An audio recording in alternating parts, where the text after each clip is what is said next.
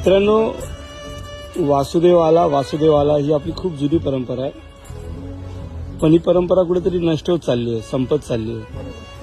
आणि मग आपण अंधश्रद्धेच्या नावाखाली यांना काहीतरी बोलायचं. अरे का बोलायचं?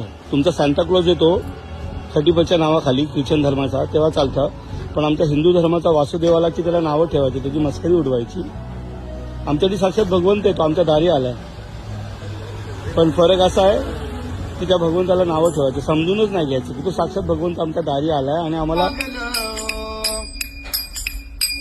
विठ्ठलाच्या नावाचं याद लागलं,